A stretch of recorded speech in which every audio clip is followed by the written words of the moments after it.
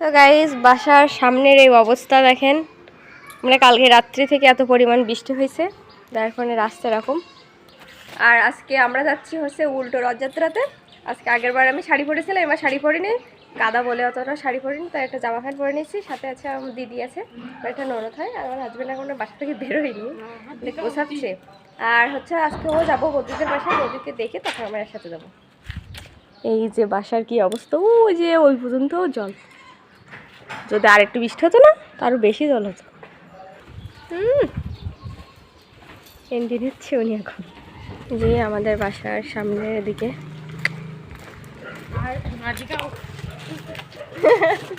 এটা আমরা যাচ্ছি এখন তিনজন, পিছনে আরও লোক আসছে কিন্তু রথে যাওয়ার জন্য। আজকে আমরা অনেক সকালেই বেরিয়ে গেছি, প্রায় 1:30-এর মতন বেজে গেছে। আর আগের বার লেট হয়ে গেছিল, আজকে তাড়াতাড়ি যাবো। বৌদিদের বাসা থেকে, আর হচ্ছে বৌদির ছেলে তার জামার কোলে উঠে বসে আছে। কেমন লাগছে বলো তো দুজনকে? আগের বার দেরি করার কারণে রথ দেখতে পারিনি, তাই এবার ভাবলাম যে আজকে অনেক সকালেই যাব। তো সকাল সকাল আমরা রেডি হয়ে বের হয়ে পড়েছিলাম প্রায় 1টার দিকের মতন। আর ওখানে গিয়ে দেখি তেমন কোনো মানুষই ছিল না, মনে হচ্ছিল আমরাই প্রথম গেছি। তো ওখানে গিয়ে প্রথমে আমরা গেটের সামনে থেকে তিলক কেটে দিচ্ছিল, তো আমি একটু তিলক কাটছিলাম। দেন ওখান থেকে মানুষ ছিল না বলে আমরা মন্দির সামনে থেকে একটু ছবি তুলছিলাম। দেন আমার হাজব্যান্ডকে ছবি তুলে দিচ্ছিলাম। বিপরীত সাইডে যে ওখানে রান্না বান্না হচ্ছিল, 7 দিন ব্যাপী কিন্তু রান্না প্রসাদের ব্যবস্থা ছিল। এছাড়া উল্টো রথের দিনকেও অনেক ভক্তের আয়োজন করা ছিল। তো ওখানে গিয়ে প্রথমে আমরা নাট মন্দিরে ঢুকে দেখলাম কিছুক্ষণ অনুষ্ঠান হচ্ছিল, তো ওখানে ঘোরাফেরা করছিলাম। এখানে রথটা গোছানো হচ্ছিল, রথ বেরি করবে বলে পূজা করে নিয়েছিল। তারপর আমরা গেছিলাম নাট মন্দিরের উপরে, মানে যেখানে খাওয়া দাওয়া হচ্ছে। আগেরবার যখন গিয়েছিলাম তখন আমরা কোনো প্রসাদই পাইনি, যেহেতু আমরা প্রায় 5টা বেজে গিয়েছিল যেহেতু অবশেষে আজকে আমরা এসে প্রসাদ পেয়েছি।